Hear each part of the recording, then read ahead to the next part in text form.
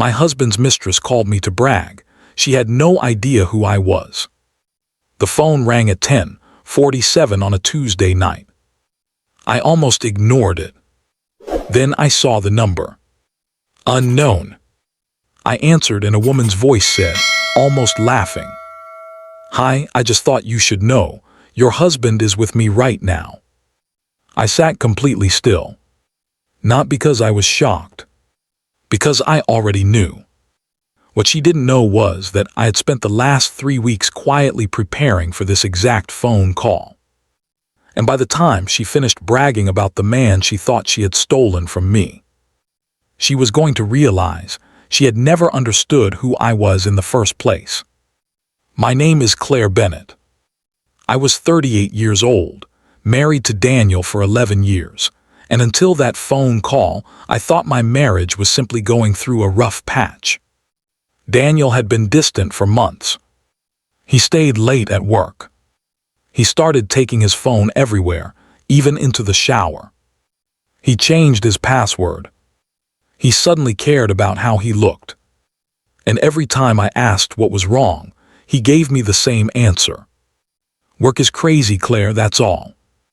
I wanted to believe him. Maybe that's what people do when they love someone. They don't believe the evidence. They believe the person. At least until believing becomes impossible. The first real warning came on a Friday afternoon. Daniel told me he had a business dinner downtown. I didn't think much of it. But around 8 that night, I received a notification from our joint credit card. A restaurant charge. $286. Nothing unusual about that. Except the restaurant was 35 miles away from his office. And Daniel had told me he was having dinner with his coworkers near work. I asked him about it when he got home. He barely looked up from his phone. "Plans changed." "Who were you with?" He smiled. "Why does it matter?" That question bothered me more than the restaurant bill. Because when someone has nothing to hide, a simple question doesn't feel like an attack. The next week, I noticed another charge. A hotel. Then flowers. Then a jewelry store. I didn't confront him. Instead, I started paying attention. And what I discovered was worse than an affair. Daniel wasn't just cheating. He was planning a life without me. He had been searching for apartments. He had opened a new bank account. And buried inside a folder on our home computer was a draft separation agreement. He hadn't told me he wanted to leave. He was preparing to leave quietly. And he apparently believed I would be too devastated to fight back. That was his first mistake. Because Daniel didn't know something about me. Before I married him, I had built a small software company with 2 friends. 8 years before our wedding, I sold my shares. The money became the foundation of everything Daniel and I eventually built together. But I never talked about it much.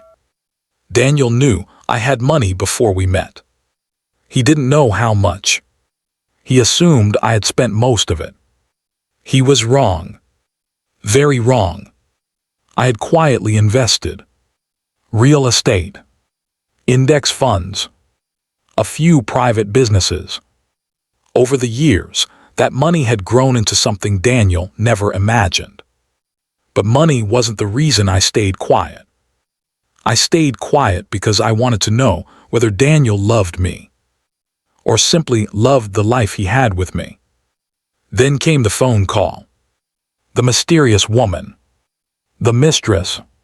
She sounded young, confident, and unbelievably pleased with herself. "So," she said, "I guess Daniel finally told you about me." I didn't answer. She laughed. "He said he was going to tell you soon." I looked at the clock. "Did he?" "Well, not exactly." She sounded amused. "He said you two haven't been happy for a long time." I closed my eyes. There it was. The story he had told her. The classic one. My wife doesn't understand me. We've been finished for years. I'm only staying because of the house. I'm leaving soon. Apparently Daniel had been using the same script people had used for decades. But she wasn't finished. He says he loves me, she said. I quietly asked, "What makes you think that?" She paused. Then she said, "Because he told me." I almost smiled. Not because it was funny. Because it was predictable. She continued, "He says once everything is settled, we're going to move in together." That's nice. She laughed. You don't sound very upset. I think I'm just tired. Tired? Yeah. I leaned back in my chair. Of being surprised by things I already know. There was silence. Then her voice changed. You already knew. I knew enough. She became defensive. You should probably know that Daniel has already chosen me. I looked across the room at the framed wedding photograph sitting on the shelf. 11 years. A house. 2 careers. A life. And one person who apparently believed she could erase all of it with a phone call. What's your name? I asked. Vanessa. Vanessa, do you know why Daniel married me? She laughed. No offense, but I'm not interested in your marriage history. That's okay. I paused. Because you don't know anything about it. She went quiet. I continued. You don't know who paid for the house. Silence. You don't know who owns the investment account Daniel has been trying to access. Another silence. You don't know whose company Daniel has been calling to ask about transferring money. Her breathing changed. And then she said, "What are you talking about?" I smiled for the first time that night.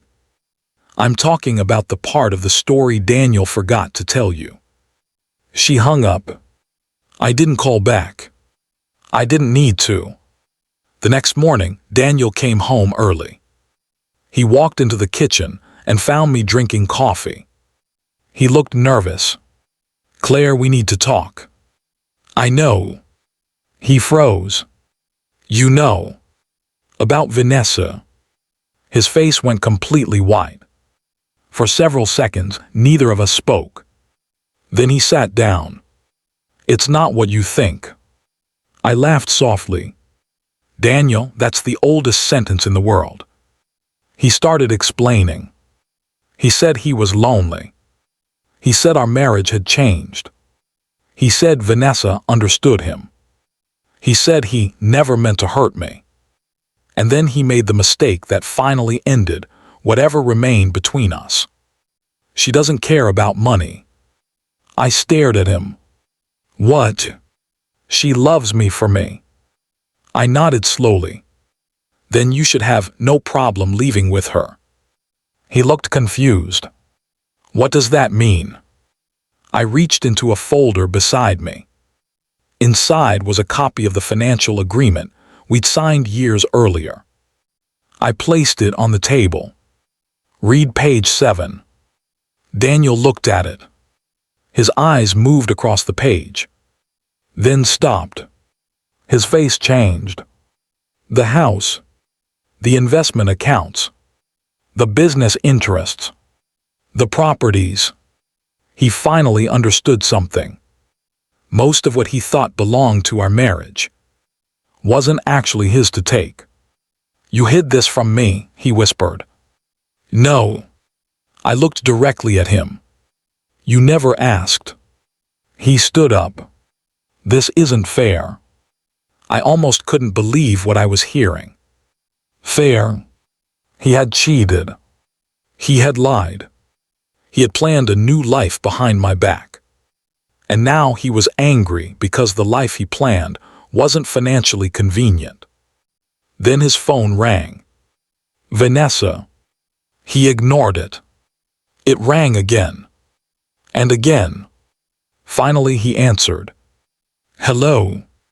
I couldn't hear everything she said, but I heard enough. What do you mean the apartment isn't happening? Daniel looked at me, then looked away. Apparently, Vanessa had already started planning their future too. She wanted the apartment. She wanted him to leave immediately.